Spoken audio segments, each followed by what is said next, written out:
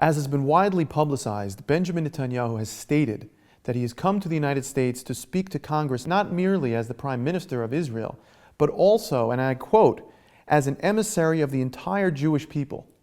This statement of his has been strongly repudiated by so many Jews, ranging from all the ultra-Orthodox all the way to the secular liberal, for many different reasons. What is the story here? Does Benjamin Netanyahu in fact represent all the world's Jewry? Of course he doesn't represent the world's Jewry. Benjamin Netanyahu is an elected leader. He's a head of state of a foreign country. I'm an American citizen. I'm a citizen of the United States of America, and I'm a practicing Jew. Benjamin Netanyahu is neither. How in the world would he represent me? My family is from Poland. They've been there 500 years. How in the world would Netanyahu come to be my emissary? I didn't elect him. I didn't ask him to represent me. Neither did the other Jews in the country. So the simple answer is no. It's an absurd claim he makes. And it's unprecedented that a political leader of a foreign country should get up and very publicly tell the world that he speaks for members of a specific religion who are citizens of other countries. It's even more bizarre in this case, given that Mr. Netanyahu is not a practicing Jew whatsoever. Why then would Mr. Netanyahu claim that he represents the Jews? What's his endgame? Right. Well, this is a Zionist thing, and the Zionists from the beginning of their movement have claimed to represent the Jewish people, to speak in their name. It started with Theodor Herzl, who actually claimed a legal right to speak in the name of the world's Jews and to represent them.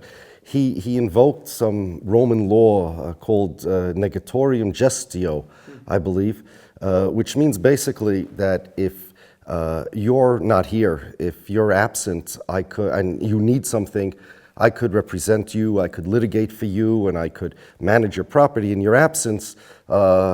You don't need to give me permission, I could speak for you. So Herzl came up with this idea that therefore legally the Jews have nobody to speak for them, and of course he knows what's best for them, and therefore he has a right to represent them to all the nations of the world. There are several motives for this. First, Zionism would not get off the ground unless it speaks for the entire Jewish people. The Zionists consider Zionism what they call the national liberation movement of the Jewish people. They said that, okay, this Jewish nation all around the world, and they spoke in the name of the we want a country, we want this land. Now, who says that's true? So in order for them to get that claim off the ground, in order for them to communicate that, they had to find a way to claim that they represent all the Jewish people. Herzl wanted to leverage the 2,000-year-old Jewish desire for the Messiah.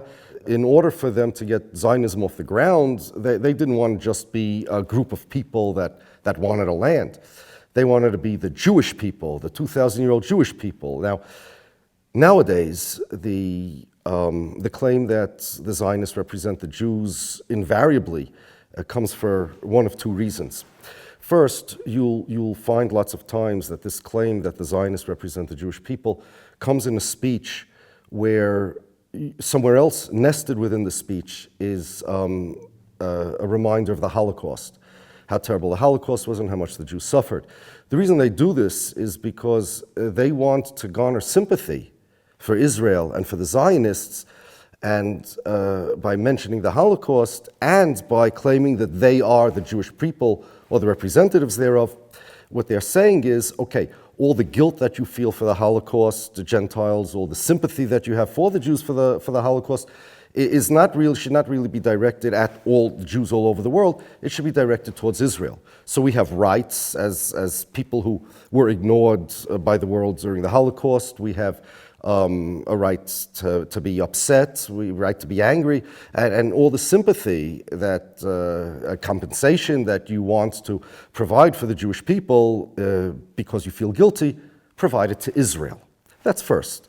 So you'll very, very often find the claim that they represent the Jewish people in conjunction with material about the Holocaust. They usually come hand in hand.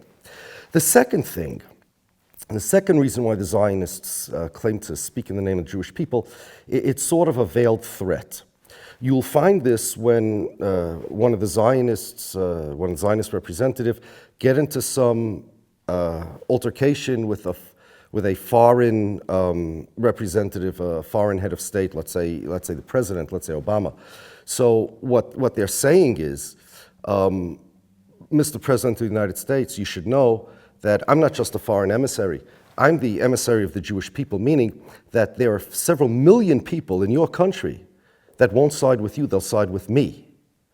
For example, Naftali Bennett wrote on his website that any insult to Benjamin Netanyahu, in context he was talking about the president, is an insult to all the Jews all over the world. Reason being is because Netanyahu is not merely the prime minister of Israel, he's this is what he said, the leader of Jews all over the world, which means he's trying to drive a wedge between us and our country, and he's trying to send a message to all the countries that the Jews live in that, okay, we got people in your country that will be on our side.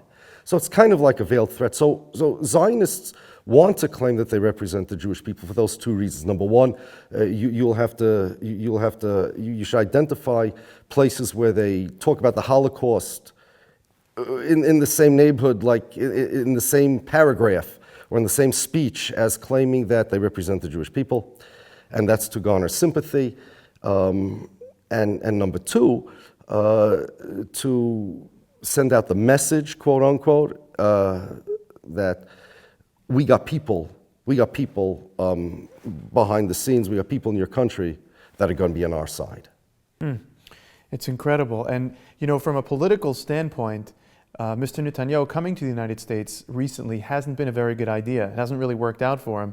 He's been attacked not only by Jews, but also by representatives in the Congress and in the Senate. I don't know if you've heard, but Abe Foxman of the ADL recently was very against the idea of Mr. Netanyahu coming to the United States against the president's wishes. A recent Gallup poll shows clearly that his favorable rating in the United States has gone down from 45% to somewhere in the mid-30s. So was it just the political issues that Mr. Netanyahu created that is causing such outrage, or is there something else about his claiming to represent the world Jewry that is causing the problem here? No, the outrage is because the statements of Netanyahu were both defamatory and dangerous to the Jewish people. They're defamatory because he's not our emissary. We're citizens of the United States, and both as Jews and Americans, we're loyal to our country. We're loyal to the United States of America. Now, it doesn't matter if somebody agrees or disagrees with the president's foreign policy. It doesn't matter if somebody's a Republican or a Democrat. Americans are allowed to have any opinion they want. But none of this means that Netanyahu is our emissary. None of this means that we're his constituents. The claim that the Jewish people are loyal to a foreign power is a terribly defamatory thing. We're not loyal to a foreign power. Netanyahu claiming that would be no different than, let's say, the president of Bulgaria claiming that all the Jews are loyal to the Bulgarian government. But besides defamatory, it's also very dangerous because he's feeding fuel into the flames of anti-Semitism. Now, Netanyahu, he's going back to Israel. He's going to try to get elected, and he's leaving us with his baggage. Nobody's going to claim that Netanyahu is part of a fifth column in Israel. He's leaving us, and he's leaving us to be like human shields for the anti-Semitic bullets. We should take the bullets of anti-Semitism that he left over here for whatever his agenda is. We need to say, no, we're not going to be your human shields, and no, we're not going to buy into this absurdity. We're not going to cooperate with your false claim that you represent us. You don't.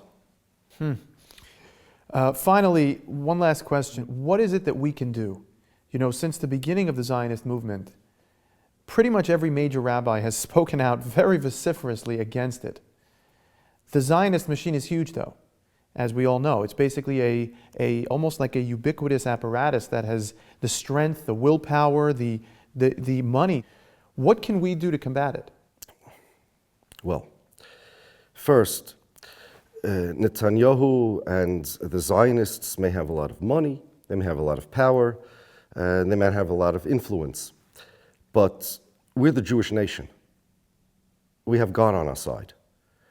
The same God that protected us from the Persians in the days of Mordechai and Esther, the same God that protected us from the Romans, that protected us from extinction for the last 2,000 years in exile, will protect us from the Zionists as well. In other words, Netanyahu and the Zionists, with all their influence, they're trying to do to the Jewish people harm. They're trying to feed anti-Semitism for their own agenda. But the Jewish people have survived, and they will continue to survive. We need to focus on ourselves. God wants us to be better people. God wants us to be loyal citizens of our country. God wants us to focus on our own spiritual and religious and moral growth. And then he has a way of taking care of things. Those who are in the right have a way of coming out on top. But besides that, what we need to do is quite simple. Imagine if the king of Bulgaria would come to America and say, you know what, I represent all the Jews. What's the first thing that would happen? Well, all the Jews would raise their voices, scream their lungs out and say, what is this guy, crazy? He doesn't represent us. Well, what connection do we have with him? We should do the same thing. We have an ignorance problem.